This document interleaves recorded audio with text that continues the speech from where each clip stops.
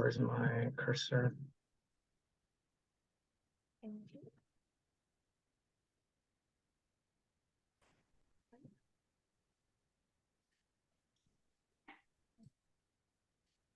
Okay.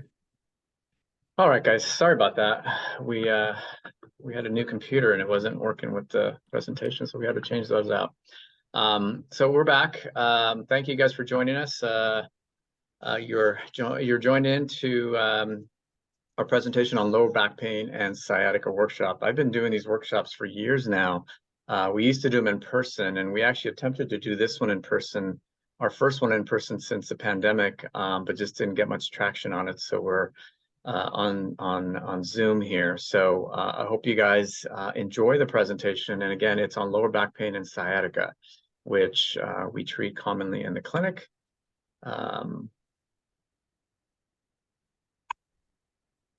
Hang on 1 second. 5 minutes. Okay. So M3 Physical Therapy is presenting this presentation, and my name is Raul. In case you guys don't know me, I think most of the people in here have either been to our clinic or have been treated by somebody in our clinic. We've been doing this for a long time. We've been in business for about 40 years. I myself have been treating patients for about 23 years now, and I've seen a lot of patients with lower back pain and dysfunction. I am an orthopedic clinical specialist, which was board certified in 2006 and renewed in 2016 and 19. Actually, I just renewed this. I got to update the slide this year in 2022. I've had 21 years of orthopedic experience treating patients with lower back pain. Been published several times in publications related to diagnosis of lower back pain, as well as interventions post microdiscectomy, which is a lumbar surgical intervention that they do for people with disc herniations, and have saw good outcomes with treating patients with exercise, a specific strengthening exercises, versus just letting them go back on their own to do their regular exercise routine. Our clinic itself consists of 2 clinics, one in West Los Angeles and the other one in West Hills. We have 4, now 6 physical therapists who are specialized in treating lower back pain. So if you need help with your lower back pain, our clinic you're not going to find a better clinic in the area. So to talk about sciatica, we need to start talking about the sciatic nerve, because that's what gets affected. And the sciatic nerve is the largest nerve in your body. It originates out of your lower back and travels down the back side of your leg, and it terminates into small little nerve branches in the foot. So a lot of times when people have issues with lower back pain and sciatica, they also have pain in their leg, calf, or sometimes even their foot. Okay, and again, it's because of that common connection with the sciatic nerve. And when you talk about sciatica, you want to talk about what exactly is it? Well, it's a pinching of this nerve that we just spoke about. And it can be pinched in several different areas, as you see in the slide here. It could be pinched in the glute, it could be pinched in the hamstring, it could also be pinched in the calf or foot, resulting in symptoms. Most commonly, the sciatic nerve is pinched in the lower back as it exits the spinal column. And if you want to think about sciatica like a garden hose, where if you're outside in the summer or something and you're watering your plants or your flowers, and you got the hose extended out, and all of a sudden you hear a gurgle in the hose, and the water pressure decreases, you start to think of there's a kink somewhere in the hose, right? So you trace back that hose and you find the kink, undo it, and everything should flow normally again. That's how sciatica works. When there is a kink somewhere along the path of that nerve, we got to go find where that kink is so we can address it appropriately. And again, most commonly that kink is going to be, for most people, in the lower back, which is in this region as it exits the spinal column. Okay. So let's talk now. So now that you kind of know the basic anatomy and causes of sciatica, or the basic pathology of sciatica, let's talk a little bit about the causes of lower back pain and sciatica. And there's 3 main causes, which we'll talk about tonight: disc injury, stenosis, DJD, DDD, which is basically all in the arthritis category, and then sacroiliac joint pain. And I've broken it down into these three categories because it's a lot easier to talk about back pain this way. There's also muscular causes, which we won't talk about tonight because it can get a little complicated in terms of all the different muscles that could be affected. So I want you guys to think about it in this frame where it's three possible causes: disc, arthritis, and sacroiliac joint pain, so that it can stay a little clearer in your mind. Because back pain, because there's so many structures in the lower back pain, can get a little bit complicated. Just so to keep it simple, we're going to focus on these three, which are the most common ones, and we'll focus on. So the first one is a disc injury. So the most common cause of lower back pain is somebody who herniates their disc. Now, these people are going to be relatively young. They're going to be between 20 and 40 years of age. These people are going to get pain with bending and sitting most commonly. And what ends up happening with these people is, as you can see here in the slide, when you have this disc here that sits in between these two vertebrae here, and the disc is like, think about it like a jelly donut. On the outside is this hard, fibrous, doughy surface, and on the inside is a gelatinous substance called your gelatinous pupulsum. And when you injure that disc, that the bread on the outside of the donut can actually rupture, and that jelly starts to squeeze out of the donut. And because there's a lot of structures in the area, most commonly the nerve, that herniation is gonna pinch on that nerve and send, again, pain down that leg like we saw in the previous slide. And in this case, this is the kink. This is where the pain source is coming from, and this is what we have to treat in order to get this person better. Does that make sense, or does anybody have any questions on disc injuries before we move on to the next treatment of these types of patients? That's pretty straightforward. So again, disc injuries are the most common, commonly in younger people. As we get older, there's different causes of low back pain, which we'll talk about next after this slide here. So how do we treat somebody with herniated disc that's causing sciatica? Well, it depends on their presentation. If they're coming in pretty acute, meaning that they can't move, they can't do anything, they're really inflamed, they're hot, they're in severe pain, we're not going to do a whole lot of exercise or a lot of manual treatment with these patients, at least nothing heavy. So we're going to try to calm these people down. We have a lot of modalities here in the clinic: ice, heat, electrical stimulation. Sometimes we do ultrasound. We do gentle manual therapy to help with the muscle spasms and try to open up joint space to relieve some pain off of that disc and nerve. Sometimes we will recommend that patient, if they're in severe pain, and we will confer with their referring physician to take some NSAIDs like Advil or Aleve. Sometimes patients have to take a dose pack, which is a steroid type of medication, in order for them to be successful with therapy. So again, it depends on the presentation. If this person doesn't present as acute, we do a lot of education. Acute meaning that they're not in that severe pain, or they are in that severe pain, and this particular patient may not be. So what we want to do is we want to educate these people. We want to educate on what types of movements may be making their symptoms worse. Bending and twisting tend to make these symptoms worse. So, and if you have a disc injury, you want to avoid bending or twisting, because that's just going to create more pressure on that disc and create more strain on that nerve. Obviously, you want to avoid any kind of lifting, and you want to avoid particularly sitting, especially sitting in soft couches or chairs that don't have much support. Okay.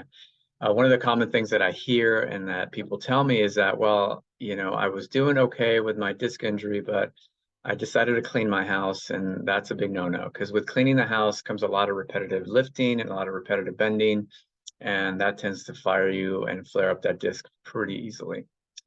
Commonly, these people will respond to extension-based exercise, which is straightening type of exercises called McKenzie.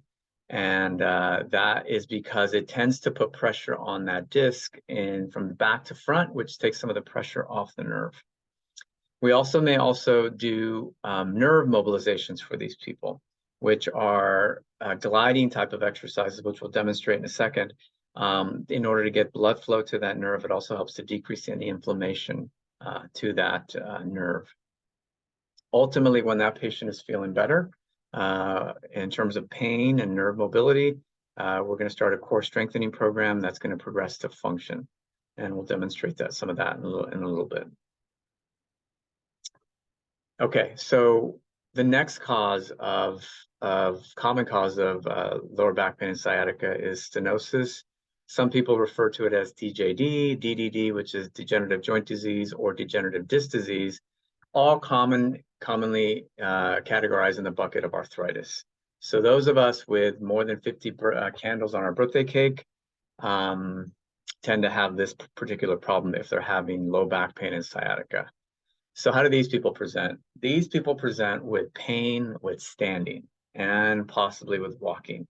Again, because there's decreased space. So with this particular problem, it's a space issue.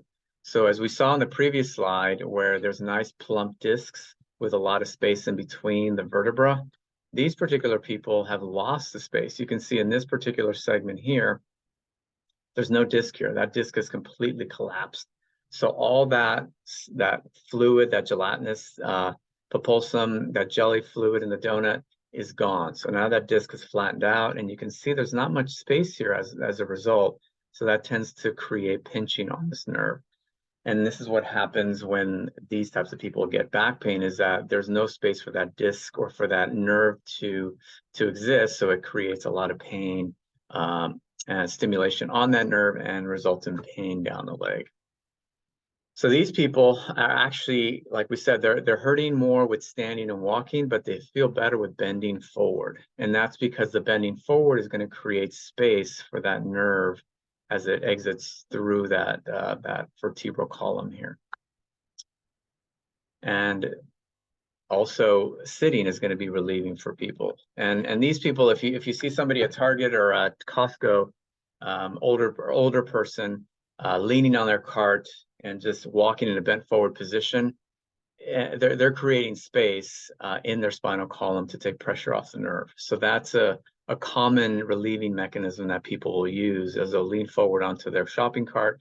If they're using a walker, then they'll lean forward onto that walker to try to relieve space from that nerve in the spinal column. So common treatments for these, again, it depends on their presentation, but if they're coming in really acute with a lot of pain, inflammation, pain down the leg, then ice, heat, electrical stimulation modalities are also going to be very applicable for these patients. Manual therapy to, again, relieve some of the spasm off the muscle and to open up space in their spinal column. Again, these people may require medications, so we'll confer with their referring doctor and suggest maybe a dose of either non-steroidal medications or even a steroid pack to relieve some acute symptoms. And with these people, we want to decrease upright activity. So education is going to be, you got to get off your feet. You got to, limit your amount of standing, spend more time sitting, lying on your back in more of a flex position, which we'll demonstrate here in a second. Sideline positions can also promote joint opening and also help to take some of the pressure off of the nerve. Traction is something else that we may do in the clinic, and that's simply a machine or with our hands to, again, create space in between these two vertebral columns, in between these two vertebrae, to create space for that nerve. And then nerve mobilization, because anytime that nerve is pinched, you want to get it moving so that you can get some inflammation decrease, also some mobilization and blood flow into the nerve to try to get the healing process started. And again, a very important part of these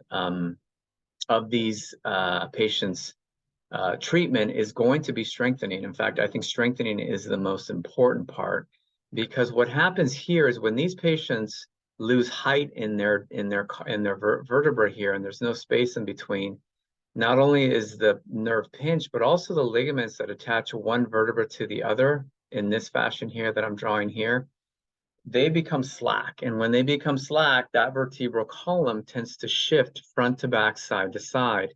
And that shifting will create inflammation, and inflammation will further pinch that nerve and send pain down the leg.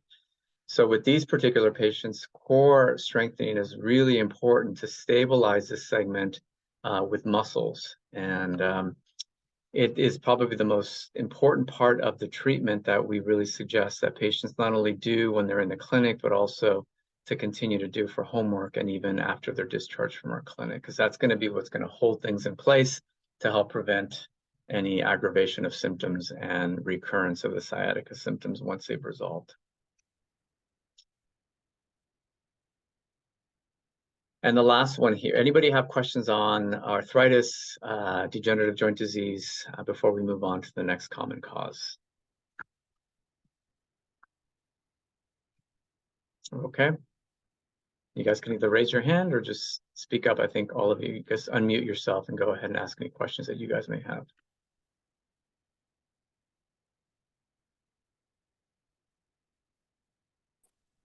Okay, so I'll move on.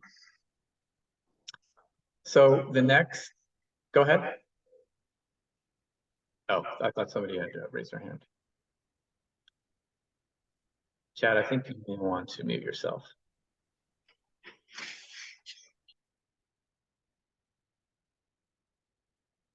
Okay. Here we go. All right. So sacroiliac joint pain. So when we talk about the sacroiliac joint, it's two innominate bones that come together in the back to create this joint with your sacrum, which is this bone here. So if you put your finger on your back, you're going to feel a bone called it's your tailbone, right? That bone is part of a larger bone called your sacrum that makes a joint with your pelvic bones to create your sacroiliac joint. That's outlined here in red.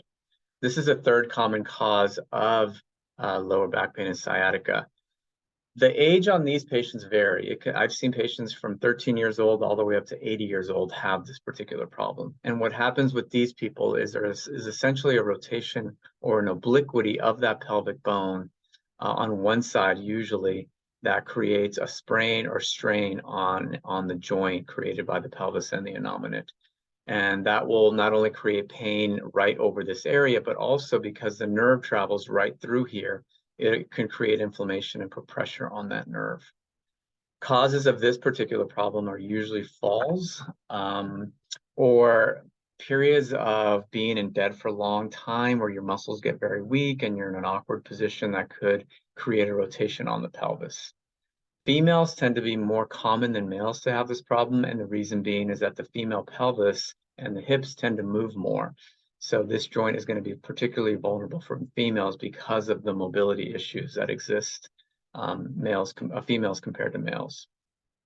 These people are going to also have pain with transitionary movements.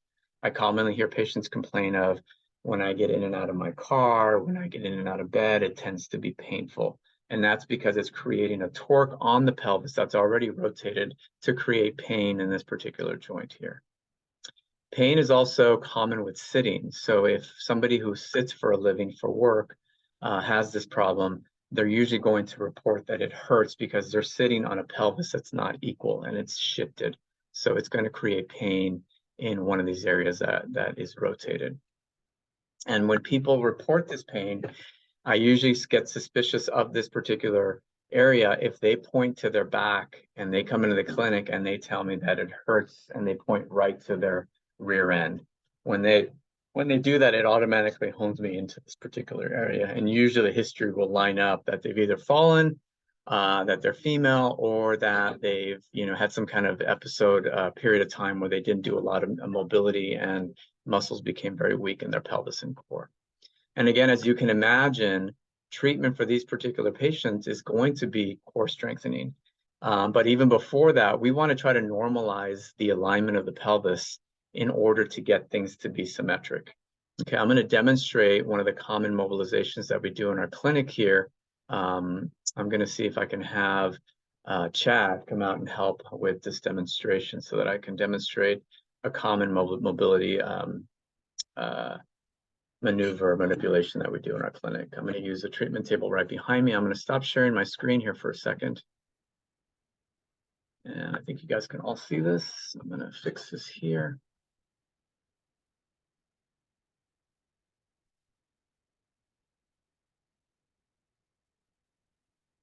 Okay. All right. So this is Chad. He's coming in with sciatica type of pain. It's coming from a sacroiliac joint. One of the things that we talked about we want to do initially is to get the pelvis back. And And this particular maneuver will help to do that as well as to calm some of the muscle spasms that result from sacroiliac joint dysfunction. Okay. So I'm going to position Chad on his back. I want to do a little bridge just to lift good and then come back down.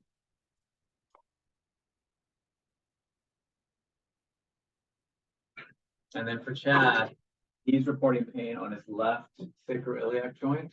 So I'm going to position him on his back. I'm going to move him over a little bit here. I'm going to make essentially a C curve out of him. Cross your legs here, Chad.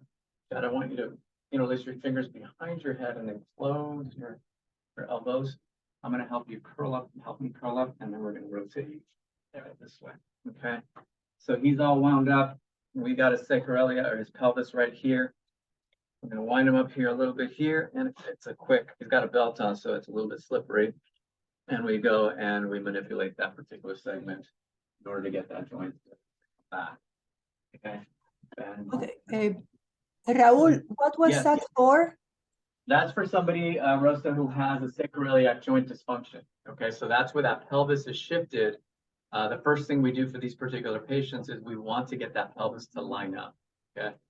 If you have arthritis or even a disc injury, not something that we would commonly do. But for this particular patient, which is, again, that pelvis is shifted, this is one of the first things I will do with them is to get things lined up correctly to take the pressure off the nerve.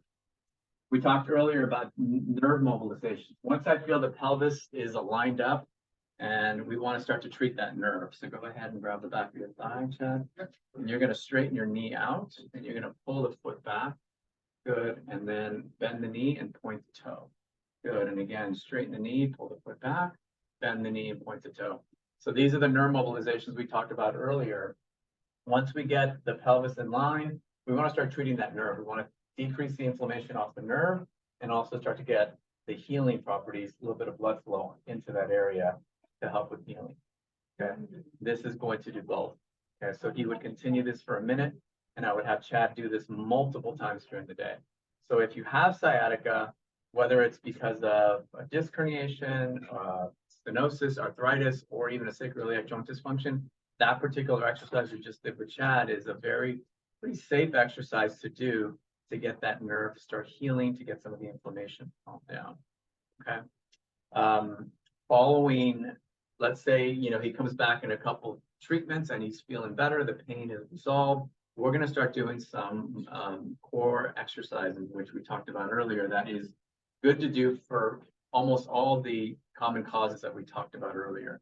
So with Chad, I would start doing, I would first teach him how to activate his deep abdominal muscles. Okay. And there's a variety of ways we do this. We commonly do this with breathing exercises. So Chad, I'm going to have you do diaphragmatic breathing where you're breathing in.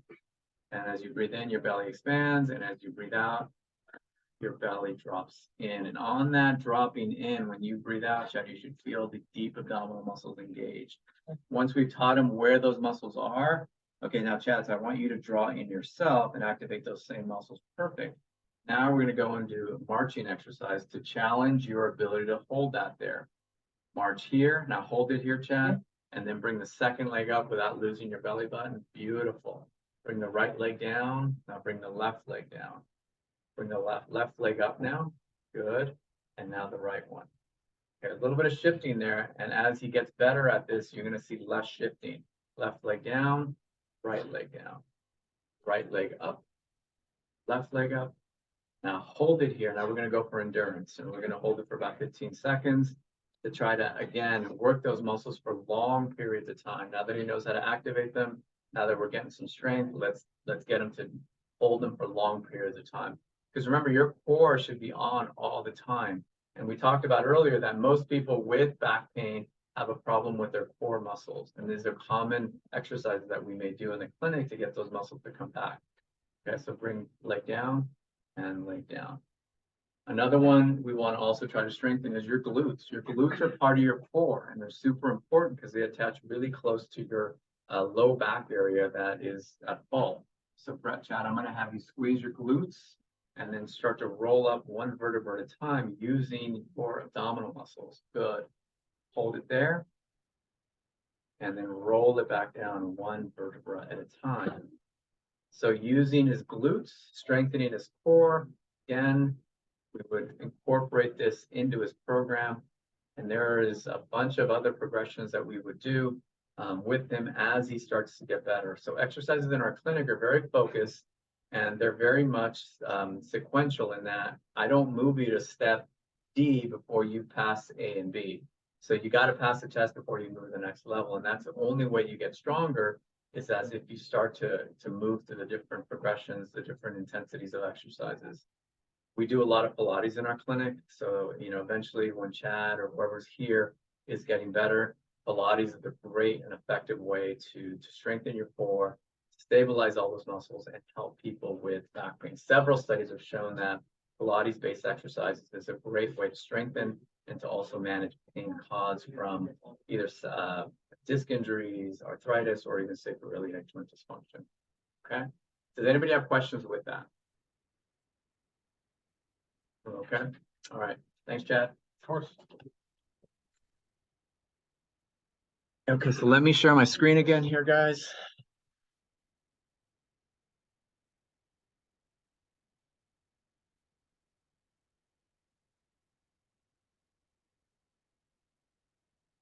Okay.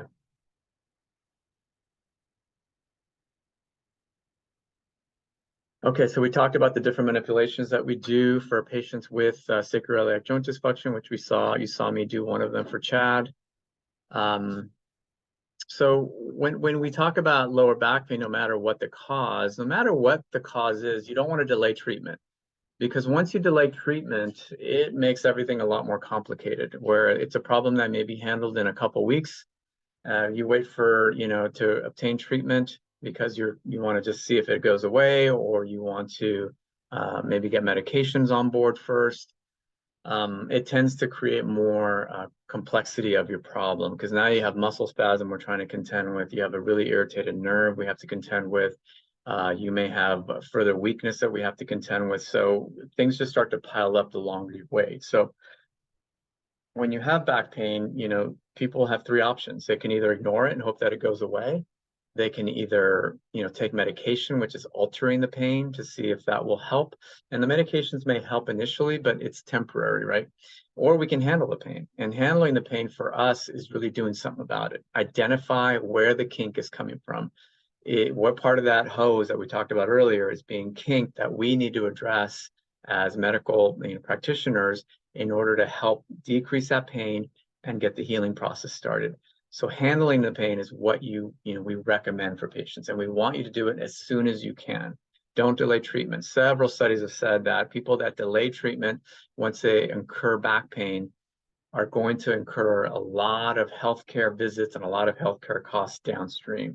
So it's something that we really want to make sure that we come across today in our presentation, is that if you have back pain, no matter what you get treatment, hopefully it's in our clinic, because we feel like we have really good practitioners. You want to make sure that you get treatment as soon as possible. And again, another key point for us tonight is that you want the treatment to be very specific. And in order for the treatment to be very specific, we have to know exactly where that pain is coming from. We have to know as practitioners, where is that kink coming from? A lot of times you're going to get a prescription from your doctor that says low back pain, eval and treat. They kind of have an idea that it's coming from the lower back, but they don't know exactly where it is. So we as healthcare practitioners, as physical therapists, are trained to identify where that pain may be coming from with our clinical tests and with our clinical reasoning. So again, finding a practitioner that is very detail oriented in terms of finding that kink is super, super important, because if they can identify the kink, then the treatment is a lot more specific, and the outcomes are going to be a lot more beneficial, a lot quicker. You're going to get better a lot faster than if you just kind of shoot in the dark and just give you just generalized exercises because you have back pain and sciatica. Okay, so again, M3 physical therapy, we see a lot of these types of cases. And again, we're very specific in terms of diagnosing as well as implementing the appropriate treatment. Part of this presentation at one point had ergonomics and chair fitting, because for those people who were sitting a lot, especially those that were home working from home during the pandemic, but we're going to skip over that tonight. Okay.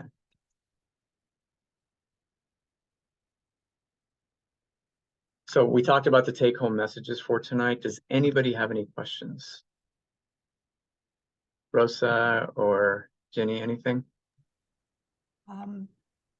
I could use, it doesn't have to be now, but I would like to see how to sit properly in a chair because I spend a lot of my time at my desk, and that's one of my problems. Okay. Do you have a good chair, Rosa? I have two chairs and so if you have something that you can send me, Okay. And I would appreciate it. yeah, and sometimes it's not even just what type of chair you're sitting on, is how you're sitting. So if you are working with a therapist right now, it is something that they can certainly address with you. It wasn't in the scope of our presentation to talk about sitting mechanics, just because it can get complicated and it's a little bit hard to demonstrate when you're on Zoom here. But yeah, it is something that is important for those people who sit a lot during the day. Is if you're having pain with sitting, can we optimize the way you sit? Can we take pressure off of the low back so that we can take some pressure off that nerve if you're getting sciatica type of symptoms? And we talk about chairs here a little bit. And the best thing for us is this particular slide talks about having a lot of adjustments. A lot of adjustments in the chair are going to allow for a lot of dynamic positioning of your body and your hips and glutes so that you have some variability. Not, everybody's built differently. Sometimes people like more rigid chairs, sometimes people more loose chairs, softer chairs versus firmer cushions. All that is variable, and we recommend getting a chair that has that type of variability, which this particular one does. Okay, so that's a good place to start for you if you're looking for something in terms of recommendations for sitting options or chairs. Okay, but again, proper alignment, very important. But first of all, for you would be identifying what's causing your back pain, so that we can treat it appropriately, help you manage the symptoms and hopefully make them go away. And then it would be about, training you how to sit so that the symptoms do not come back. Okay, so that's all kind of part of the thought process and the progression with that particular problem. Thank you.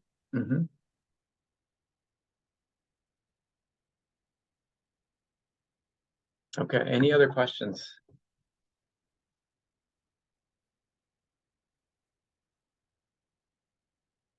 Okay, guys, I have our contact information here. Again, we have two clinics, one in West LA and one in West Hills. If you want to take a quick picture of this in case you don't have our phone number, I think both of you guys here presenting at the presentation tonight have our information.